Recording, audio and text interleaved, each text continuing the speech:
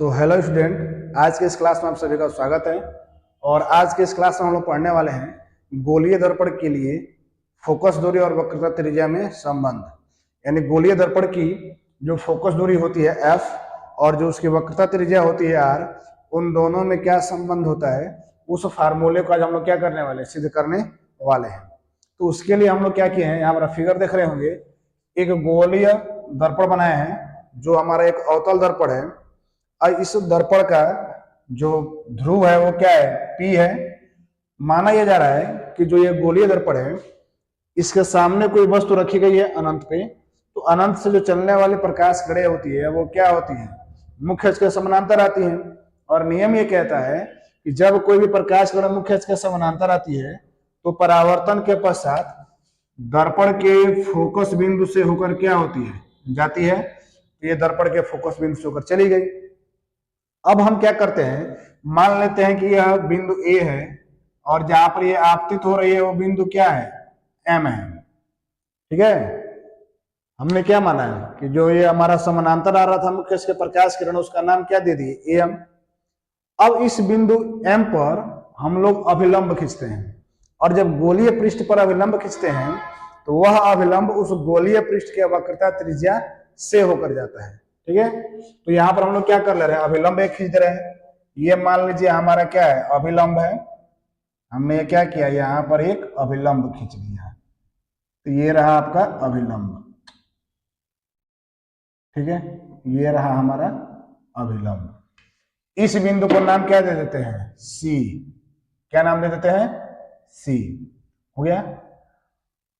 अब क्या करिए, यहां से एक और लंब लगा लीजिए मुख्य अक्ष पर लंबवत, ये वाला, और इसे नाम दे देते हैं हम लोग क्या, एन।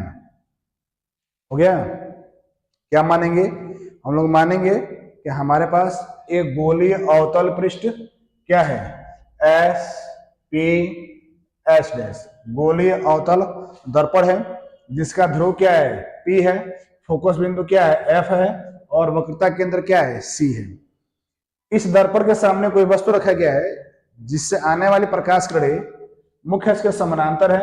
यानी जो एम है वो इस गोलीय दर्पण के मुख्य अक्ष के समानांतर आ रही है, जो परावर्तन के पश्चात दर्पण के फोकस बिंदु से होकर जा रही है।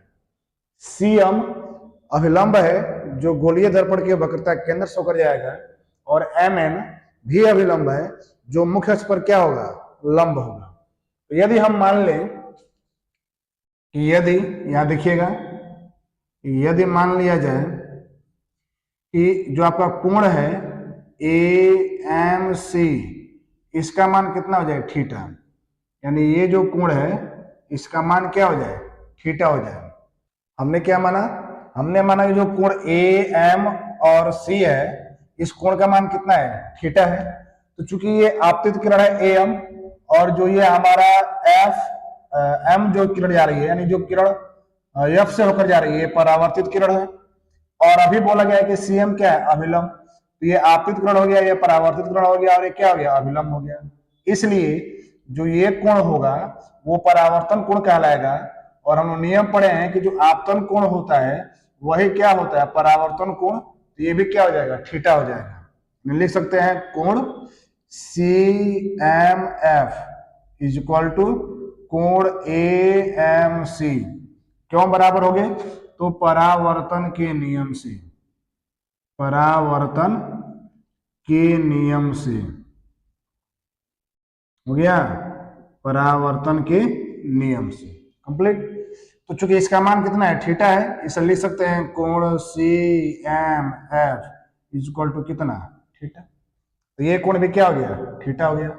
अब देखिए, यदि हम फिगर की बात करें तो जो ए एम है ये पैरेलल है सीपी के। देख लीजिए यहाँ पे, जो ए एम है वो समानांतर किसके है, सीपी के है। तो जब सीपी के समानांतर होगा तो ये वाला जो कोण होगा, ये वाला, और ये वाला जो कोण होगा, ये दोनों कोण क्या होंगे, एकांतर कोण होंगे। हम लिख सकते हैं कोण, इसलिए कोण ए एम सी बराबर होगा कोण सी एम एफ बराबर कोण CMF क्यों बराबर हो रहा है? क्योंकि ये दोनों क्या है? एकांतर कोण है। क्या है? एकांतर कोण है। तो अब ये जो थीटा है, ये वाला कोण भी कितना हो जाएगा? थीटा हो जाएगा।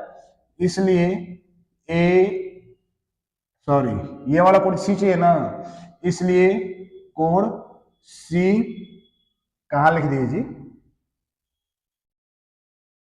ये कोण हमारा कौन सा था? AMC बराबर हो जाएगा, यहाँ पे जो गड़बड़ हुआ है कोण, ये हो जाएगा बराबर कोण कौन सा? MCF। क्या हो जाएगा? कोण MCF। एक बार फिर से देख लेंगे इसे। हमने क्या कहा कि AM और CP दोनों क्या है? समानांतर है। तो AM पैरेलल क्या हो गया? CP हो गया। तो जब दोनों समानांतर हो गया तो ये कोण और ये कोण दोनों एकांतर कोण कहलाएंगे। एकांतर कोण आपस में बराबर हो गए, इसलिए AMC बराबर होगा MCF। तो यदि हम बात करें इसका मान कितना है, तो इसका मान थीटा मान है, तो थीटा बराबर हो जाएगा कोण कितना? MCF। या ऐसे लिख सकते हैं कोण MCF बराबर कितना? थीटा। हो गया। तो हमने क्या किया अब तक? हमने बस सभी कोणों को बराबर किया नियम के अनुसार, कुछ परावर्तन के नियम से और कुछ एकांतर कोण के नियम से। अब हम चलते हैं, तो ध्यान से देखेंगे, इस कोण की बात करेंगे। तो यह जो कोण है, यानी जो कोण MFN है, कॉमा लगा लीजिए, त्रिभुज CFM का बाह्य कोण है। बाह्य कोण है, इसलिए इस कोण का जो मान होगा, कोण MFN बराबर हो जाएगा। अब इस त्रिभुज का ये बाह्य कोण है, तो जो इसका मान होगा इस वाले कोण और इस वाले कोण के योग के बराबर हो जाएगा। लिख सकते हैं कोण कोण MCF प्लस कोण कौन सा हो जाएगा? CMF। कौन सा कोण हो जाएगा? CMF। कोण CMF। अब यहां देखिए, यहां पर हमारा कोण कितना निकला है? CMF बराबर कितना? थीटा।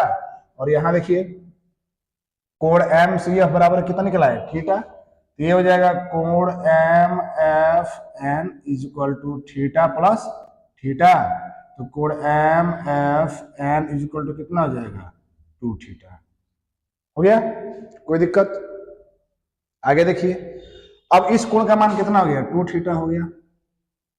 अब हम लोग क्या करते हैं, हमारे पास दो त्रिभुज है, उन दोनों त्रिभुजों में लगाते हैं समकोण त्रिभुज का नियम, पाइथागोरस प्रमेय। कौन कौन सा? तो एक त्रिभुज हो जाएगा CNM और एक त्रिभुज होगा FNM।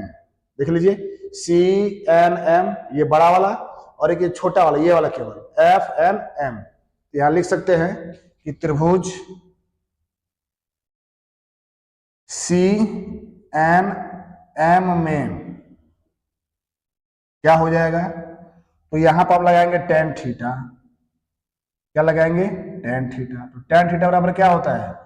लंब बटा में आधार। इसको याद रखिएगा, बहुत बार प्रयोग होगा। लंब बटा में क्या हो जाएगा? आधार। क्लियर? तो ये हो जाएगा tan थीटा। अब देखो, ये थीटा कोण है, तो इसका सामने की भुजा ये क्या कहलाएगी? लंब। तो इसका लंब क्या हो जाएगा? MN। और आधार क्या हो जाएगा? ये हो जाएगा पूरा CN। ये आधार हो गया CN। इसको मान लीजिए समीकरण नंबर 1। अब आते हैं इस छोटे वाले त्रिभुज में। तो छोटे वाले त्रिभुज में क्या हो जाएगा? यानी त्रिभुज FNM में, इस वाले त्रिभुज में यहां भी क्या लगाएंगे? tan theta. तो tan थीटा क्या हो जाएगा? लंब। और बटा में क्या हो जाएगा? आधार।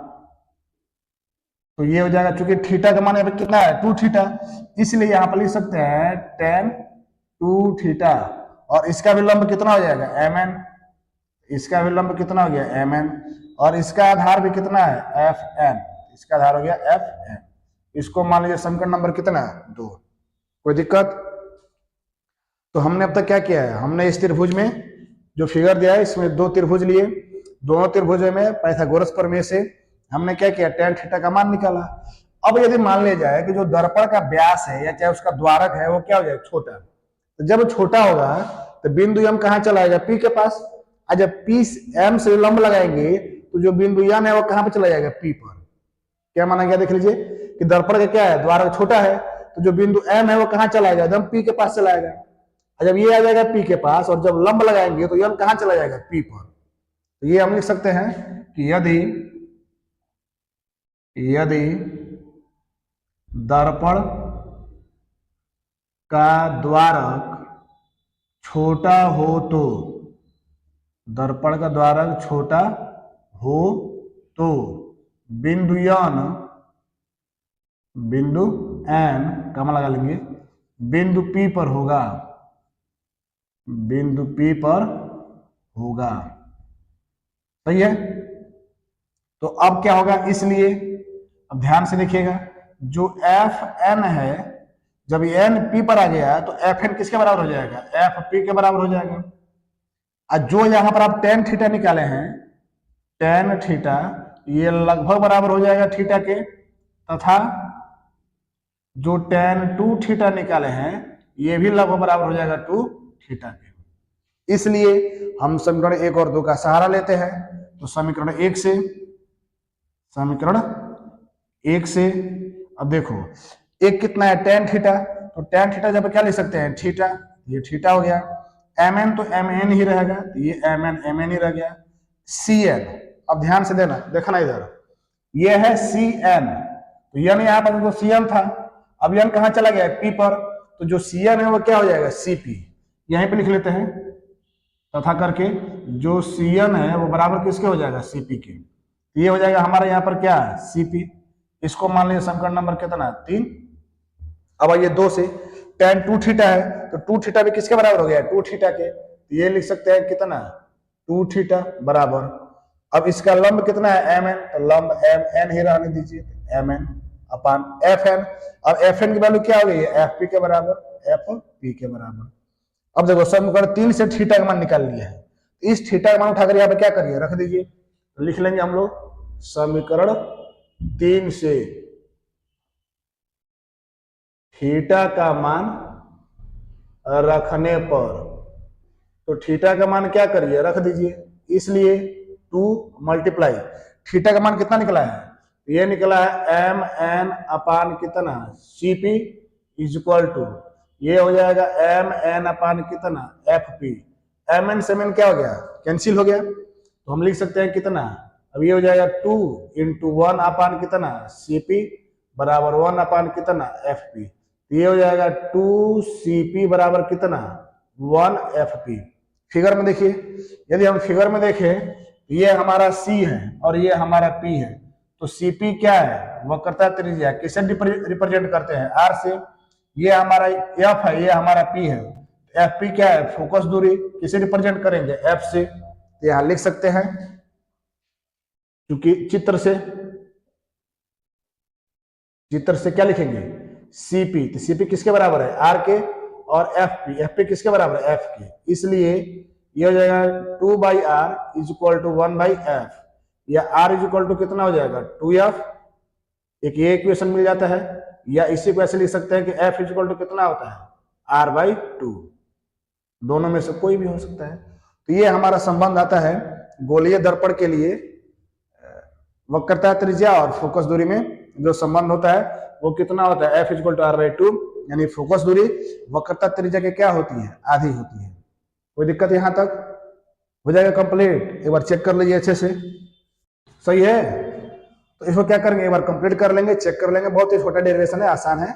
ये आपसे पूछा भी जा सकता है कि गोलीय दर्पण के फोकस दूरी और वक्रता त्रिज्या में क्या संबंध होता है।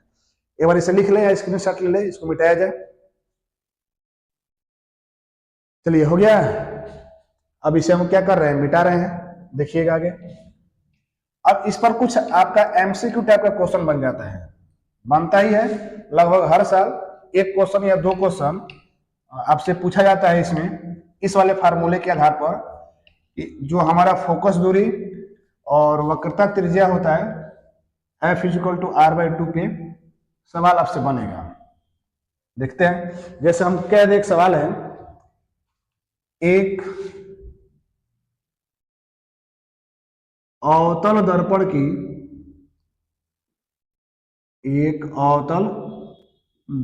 की फोकस दूरी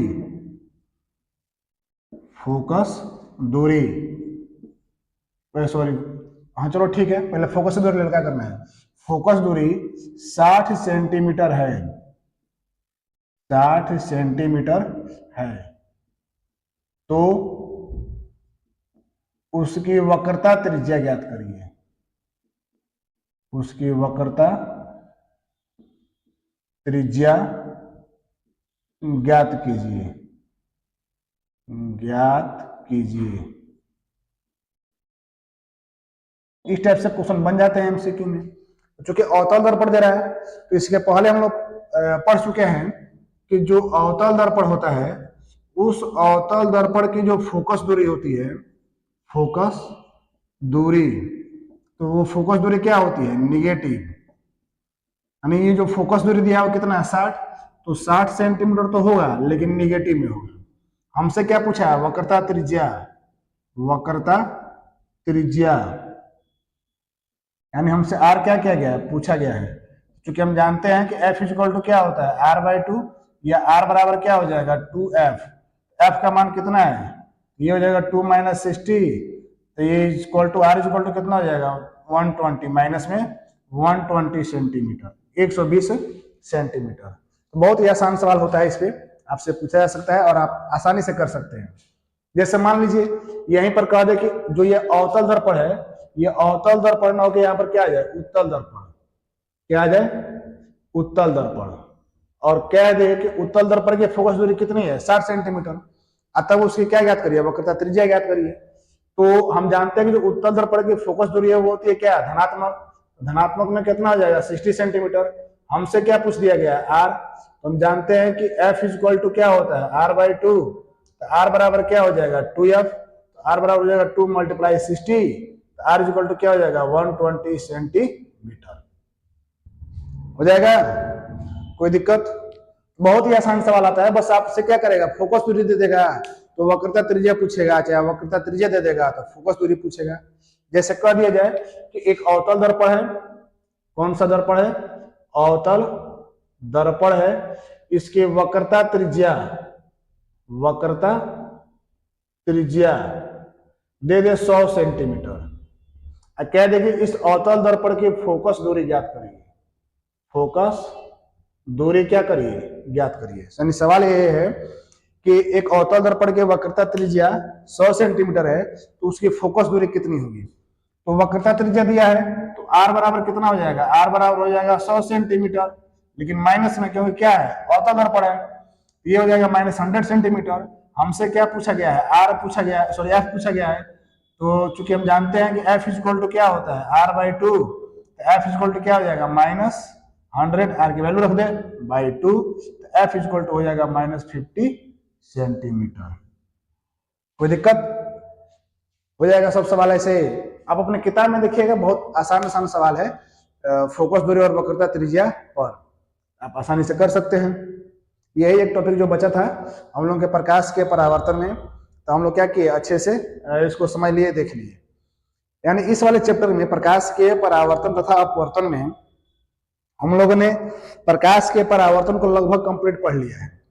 प्रकाश का परावर्तन होता क्या है, दर्पण क्या होते हैं, गोलीय दर्पण क्या होता है, समतल दर्पण क्या होता है, फिर गोलीय दर्पण से प्रतिबिंब कैसे बनते हैं, गोलीय दर्पण की जो आवर्धन क्षमता होती है वो क्या होता है, फिर गोलीय दर्पण के लिए जो फार्मूला आता है, सूत्र दर्पण के जिसे कहते हैं, वो क्या होता है, दर्पण के उपयोग क्या होते हैं, और ये f इक्वल टू r/2 में क्या संबंध होता है। तो नियर अबाउट सब हम लोग क्या कर लिए, कंप्लीट कर लिए हैं। अब हम लोग का बचा है इसका सवाल, तो हम लोग क्या करेंगे, अब एक एक सवाल इसका लगाएंगे अगले क्लास से, ठीक है। तो जो लोग भी अब तक ये क्लास नहीं देखे होंगे, तो एक बार शुरू से प्लेलिस्ट बन गया है, आप जाकर देखिएगा प्लेलिस्ट में, क्लास 10th 2026 फिजिक्स के नाम से बना है, वहां पर आपको सारी वीडियो क्या हो जाएगी, क्रम से मिल जाएगी। आप जाकर वहां से देख लीजिएगा, अच्छे से समझ लीजिएगा, ताकि जब सवाल लगाया जाएगा तो उस सवाल में आपको कोई दिक्कत ना हो, ठीक है। तो आज क्लास में बस इतना ही रहने देते हैं, फिर हम लोग मिलेंगे अपने अगले क्लास में।